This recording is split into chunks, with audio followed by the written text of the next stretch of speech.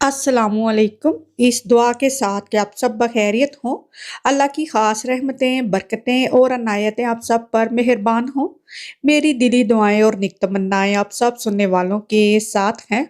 वैसे तो खाना बनाना हमारा रोज़ का ही काम है। चाहे कोई 1 डिश बनाए, 2 बनाए, एहतमाम से बनाए, तो खाना तो बनता ही है और ज़्यादा एहतमाम से खाना जो है वो मैं वीकेंड पर ही बनाती हूँ। लेकिन आज ये खाना जो है मैंने मंडे को बनाया। वीकेंड पर मेरे थोड़े दाँत में दर्द हो रही थी तो बस वो वीकेंड मैंने आराम ही किया। यहाँ पर मैं अफ़गान मेन्यू बना रही हूँ। ये अ, पेशावरी खीर है जिसको शायद किस्सा ख़्वानी बाज़ार की खीर भी कहा जाता है। इसके लिए चावल आधा कप लेकर उस चावलों को अच्छे से धोकर तो भिगोकर रख दिया 1 से 2 घंटे और फिर चावलों को मैंने आधा कप चावल थे 1 कप पानी में इनको पकने के लिए रख दिया। दूसरी तरफ टोस्टर में मैंने 2 ब्रेडें जो हैं वो लगाई हैं। व्हाइट ब्रेड जो है उसके एक तरह से मैं रस बना लूँगी। इसके लिए हमें रस चाहिए, तो रस तो है नहीं तो क्या किया जाए, व्हाइट ब्रेड जो है इसको टोस्ट कर लें, तो थोड़ा ठंडा कर लें तो ये रस जैसी बन जाएगी। इस हद तक हमने चावल जो हैं वो पका लेने हैं कि पानी नहीं होना चाहिए और अभी इनको थोड़ा ठंडा करेंगे। एक ब्लेंडर जग में आधा लीटर दूध डाला है, जो पके हुए चावल थे थोड़े ठंडे करके वो डाले हैं, थोड़े से बचा लिए हैं और जो ब्रेड मैंने टोस्ट की थी वो इसमें तोड़ के डाल देनी है। तो इसको हमने ब्लेंड कर लेना है। तो मैंने पहले आधा लीटर दूध डाला, बाद में आधा लीटर दूध डाला, तो टोटल 1 लीटर दूध जो है वो इस जग में डल गया और बाकी 2 लीटर दूध जो है वो मैंने यहाँ खीर में इस्तेमाल किया है। तो टोटल 3 लीटर दूध जो है वो मैं खीर के लिए इस्तेमाल कर रही हूँ। आधा कप चावल हैं, 3 से 4 पीस ब्रेड के लिए हैं और ये सारा मिक्सचर अभी इस दूध में डाल देना है। हरी इलायचियाँ भी आपने देखा मैंने इसमें डाल दी हैं। अब इसको हमने पकने के लिए रख देना है मीडियम टू हाई फ्लेम पर। एक पैन में इस तरह से चीनी जो है उसका हम कैरमल बनाएँगे। मैंने 1.5 कप चीनी का डाला है इसमें कि कम होगी तो बाद में भी डाली जा सकती है। हम चूँकि रो शुगर खाते हैं तो मैं उसी से बना रही हूँ। आप व्हाइट शुगर खाते हैं तो उसका कैरमल ज़रा जल्दी से नहीं बल्कि बहुत ज़्यादा जल्दी से बन जाएगा। ये जो रो शुगर है ये अच्छा ख़ासा टाइम लेती है। तो इसका कैरमल बहुत अच्छे से बनाना है। चीनी का जब भी कैरमल इस तरह से बनाया जाता है तो उसको हल्की आँच पर पकाया जाता है। तेज़ आँच पर आप जानते हैं चीनी ने जल जाना है तो जले की स्मेल आने लग जाएगी।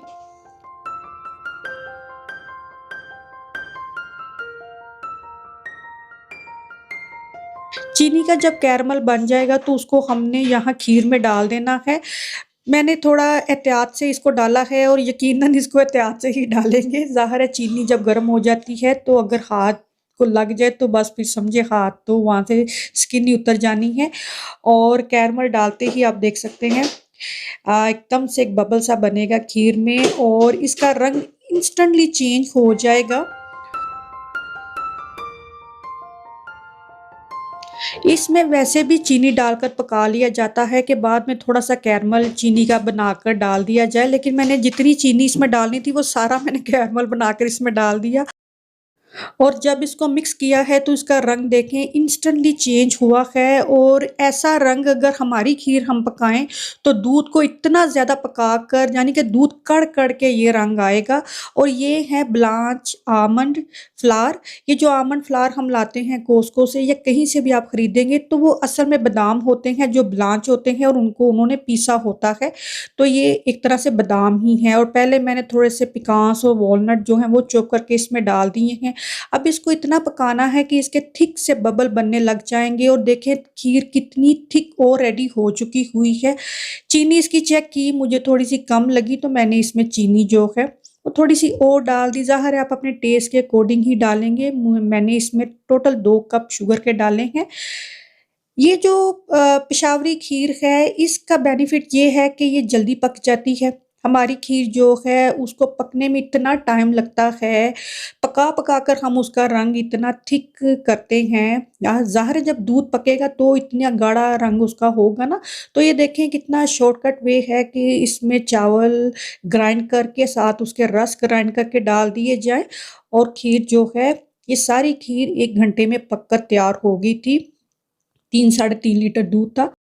जिस तरह से हम खीर बनाते हैं या जिस तरह कहें कि पंजाबी खीर है कि चावल डाल दिए जाते हैं, उसमें रस थोड़ी ना डलते हैं या कैरमल भी नहीं डाला जाता। तो खीर का ये कलर लाने के लिए आप देखें उसको कितना पकाना पड़ेगा। तो ये शॉर्टकट वे है और यकीन जानिए ये बहुत ज़्यादा मज़े की बनी। इसको मैंने पहले ठंडा किया, फिर मैंने इसको फ्रिज में रख दिया। और ये खीर मैंने 1 दिन पहले बना ली थी क्योंकि खीर बनाने में थोड़ा टाइम लगना था, तो ये मैंने शाम को बना ली थी। तो जितना किचन में खलारा पड़ा है वो सारा मैंने उठाया है।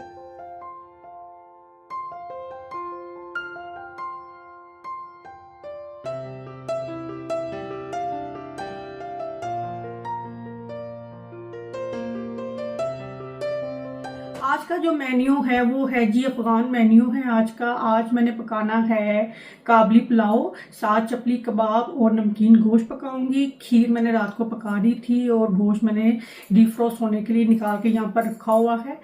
तो गोश्त गलने में थोड़ा टाइम लगेगा, तो कुकिंग जो है वो ज़रा मैं अर्ली ही स्टार्ट करने लगी हूँ। बच्चे अभी स्कूल गए हैं, तो 9 बजे हैं सुबह के, तो मैं कुकिंग जो है वो स्टार्ट करने लगी हूँ ताकि जो काम है वो ज़रा जल्दी से स्टार्ट हो और जल्दी से ख़त्म भी हो जाएगा।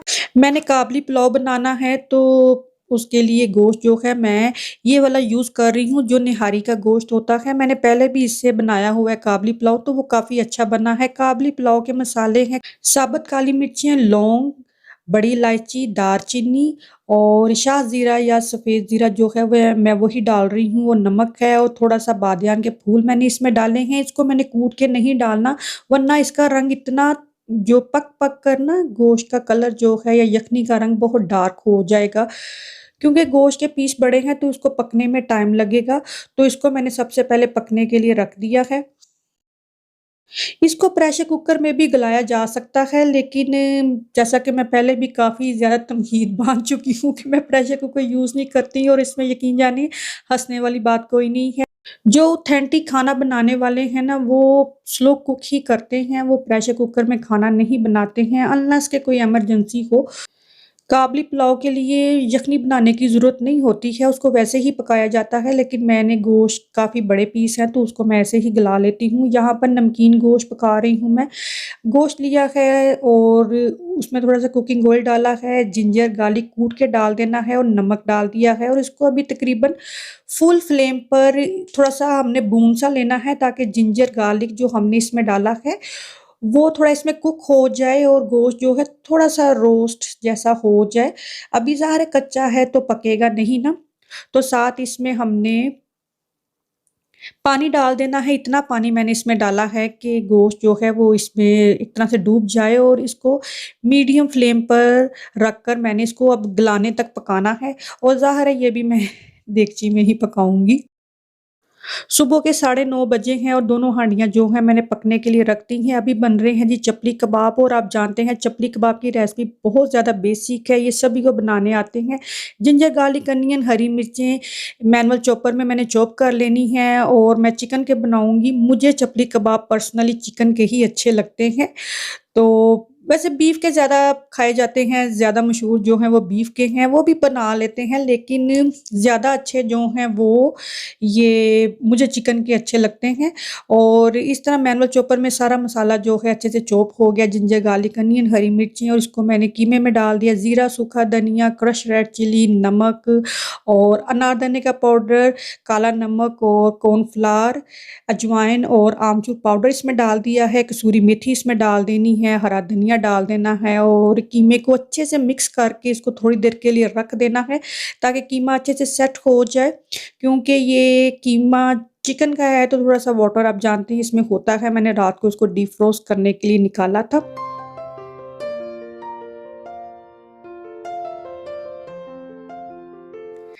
अल्लाह ताला की ज़ात ऐसी है कि वो इंसान जो कहता है ना वो उसको उस मुकाम पर लाकर भी खड़ा कर देता है कि इसके अपने लफ्ज़ों में कितनी सच्चाई है।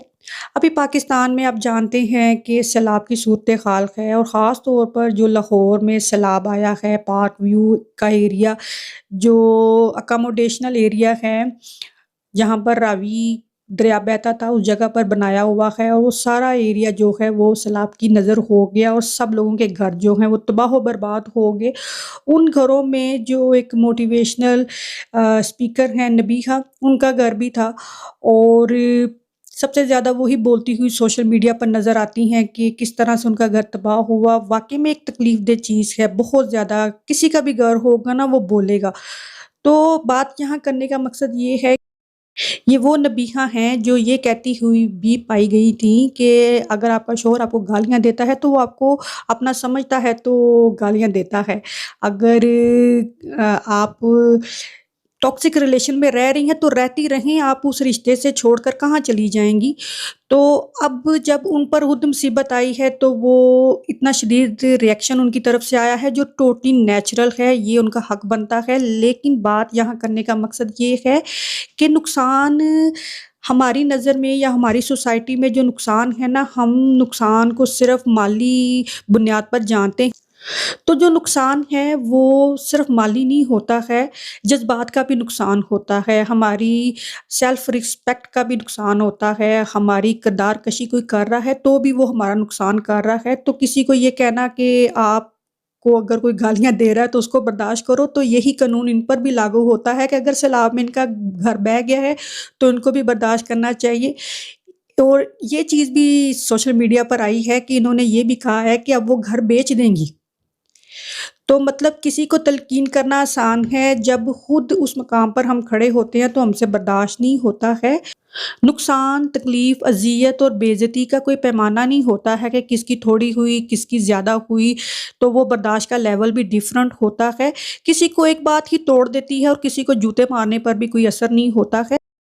तो इसीलिए किसी को तलकीन करते वक़्त खुद भी ये चीज़ सोचनी चाहिए और अगर कोई बात ऐसी कही हुई है तो इस सिचुएशन में उनका अपना भी पैमाना जो है वो जाँचा जा रहा है बर्दाश्त का, जो कि नेचुरल है। लेकिन ये है कि ये भी देखना चाहिए कि मैंने इतनी बर्दाश्त की तलकीन दूसरों को कर रही हूँ, तो अगर मेरे साथ ये मामला हुआ है तो मेरा बर्दाश्त कहाँ तक है।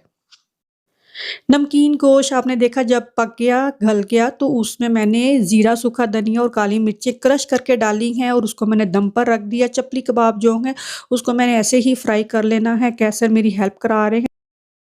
कीमे की टिक्कियाँ चपली कबाब बनाऊँ तो कैसर या ईमान मेरी हेल्प ज़रूर करते हैं। मैं बना-बना कर यहाँ पैन में या कढ़ाई में डालती जाती हूँ तो वो फ्राई करते रहते हैं और उनको चारकोल का इफ़ेक्ट जो है वो मैं लाज़मी लगाती हूँ।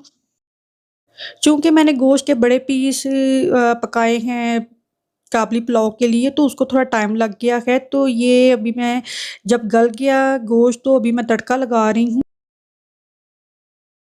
और इसमें मसाले वही डालने हैं जो हमने यखनी में डाले थे। साबुत काली मिर्चें, लौंग हैं, बड़ी इलायची है और दालचीनी है, थोड़ा-सा ज़ीरा डाला है। इनको दरदरा सा कूट के मैंने डाल देना है। प्याज़ को अच्छे से मैंने ब्राउन किया है और अभी जो यखनी है वो ही मैंने इसमें डाल देनी है चावलों की जगह। पानी जो डालना है तो ज़ाहिर है उसमें फ्लेवर आ जाएगा उसका। और जो गोश्त है वो मैं निकाल के रख लूँगी, ये मैं दम देते वक़्त इसमें डाल दूँगी क्योंकि ये काफ़ी बड़े पीस हैं ना, तो वैसे तो इस चावल डाल दिए तो इन्होंने मिक्स ही नहीं होना ना। चावल जो हैं वो मैंने आधा घंटा पहले से भिगो के रख दिए थे और ये जो मसाला मैंने कूटा है इसको हाथ से ही कूट लेना है, लेकिन बहुत ज़्यादा इसको बारीक नहीं पीस लेना, इतने में पकने में ही इसका रंग जो है वो काफ़ी डार्क हो जाएगा। तो चावल इसमें डाल दिए हैं, नमक मैंने नहीं डाला था, जब चावल पकेंगे तो इसका नमक मैं चेक करूँगी, तो अगर कम होगा तो मैंने वो डाल दिया। वैसे तो हरी मिर्चें इस रेसिपी का हिस्सा हरगिज़ नहीं है, लेकिन मैंने थोड़ी-सी डाल दी हैं। जितने मसाले मैंने इसमें डाले हैं ना, जो ओरिजिनल रेसिपी है उसमें ये भी नहीं डलते हैं। उसमें शाह-ज़ीरा डलता है, लौंग है, दालचीनी है, ये चीज़ें डलती हैं। शायद काली मिर्चें कई डालते हैं, कई नहीं डाल देते। चावलों की बात कर रही हूँ मैं। तो इसको भी मैंने दम पर लगा दिया है और इसमें गाजरें डाली जाती हैं। गाजरें मैंने जूलियन कट कर ली थी और इसमें भी आई थिंक चीनी डाली जाती है, लेकिन ज़रूरी नहीं है। बस इसको कुकिंग ऑयल में या घी में फ्राई सा कर लेना है फुल फ्लेम पर। ज़रा-सा ये सोटे से हो जाएँ तो इनको निकाल लेंगे और साथ हमने जो किशमिश या रेज़न होती है वो भी इसी तरह हमने कुकिंग ऑयल में या घी में ज़रा-सा उनको फ्राई सा कर लेना है, क्योंकि रेज़न है तो वो फ़ौरन से ही हीट अप होंगी तो ये फ्लफ़ी सी हो जाती हैं। तो ये भी निकाल कर रख लेंगे। दम देते वक़्त ये भी कई लोग साथ डाल देते हैं, ओरिजिनल रेसिपी में ऐसे भी करते हैं, लेकिन किसी की मर्ज़ी है, किसी को अच्छी लगती है, नहीं लगती। तो मैं तो कैसा ये खा लेते हैं, बच्चे मर्ज़ी से ही खाते हैं। तो फिर मैं ये जिसने खाना हो ये सर्विंग में डाल देते हैं। देखा सुना जाए तो चावल पकाना भी एक फ़न है। चावल का एक-एक दाना इस तरह खिला हुआ होना चाहिए, ये देख सकते हैं आप चावल का एक-एक दाना जो है खिला हुआ है और यही चावलों की पहचान है। अगर ये चावल बैठ जाएँ या घुले हुए हों तो वो देखने में ही अच्छे नहीं लगते। कभी गलती से हो भी जाता है ऐसा, सम टाइम मुझसे भी ऐसा हो जाता है तो यकीन जानिए वो खुद भी खाने को अच्छे नहीं लगते तो किसी और को क्या खिलाएँगे। तो चावल जो हैं मर्ज़ी है किसी को कोई राइस अच्छे लगते हैं, मैं टिल्डा बासमती राइस यूज़ करती हूँ, जो एक्स्ट्रा लॉन्ग ग्रेन होते हैं। मैं आई थिंक काफ़ी सालों से वही यूज़ कर रही हूँ, तो मुझे वही अच्छे लगते हैं। काबली पुलाव मुझे काफ़ी पसंद है, मैंने काबली पुलाव को गोश्त की बजाय कबाब में भी पकाया हुआ है। तो ये नमकीन गोश्त मैंने पहली दफ़ा बनाया है और यकीन जानिए इतना ये मज़े का बना है, तो मैंने रेसिपी देखी तो मैंने इसको थोड़ा अपने तरीके से बनाया कि इसको पकना कैसे चाहिए, तो समझ आ गई मुझे। जिस तरह मैंने काबली पुलाव देखा हुआ है, तो इसकी रेसिपी को मैं अपने तरीके से बनाती हूँ। इसकी यख़नी कोई भी अलग से नहीं पकाता है, इसको तड़का लगाकर ऐसे ही पका लिया जाता है। लेकिन मैं चूँकि इसको निहारी के मीट से बनाती हूँ, तो निहारी का मीट आप जानते हैं काफ़ी बड़े साइज़ के पीस होते हैं उसके गोश्त के, तो वो जब निहारी में पकते हैं तो उसमें तो इतना ज़्यादा पानी होता है, वो डूब जाते हैं, तो वो काफ़ी घंटे पकते रहते हैं, तो वो तो गल ही जाते हैं। लेकिन ये गोश्त जो है 2 घंटे में गल गया था टू बी ऑनेस्ट।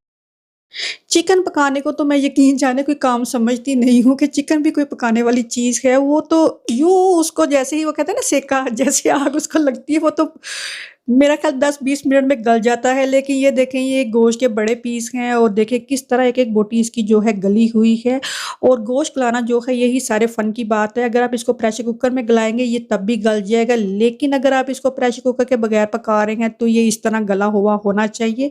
बहुत ज़्यादा मज़े का ये खाना बना। मुझे काबली पुलाव बहुत ज़्यादा पसंद है और नमकीन गोश्त भी अब मेरी लिस्ट में आ गया है।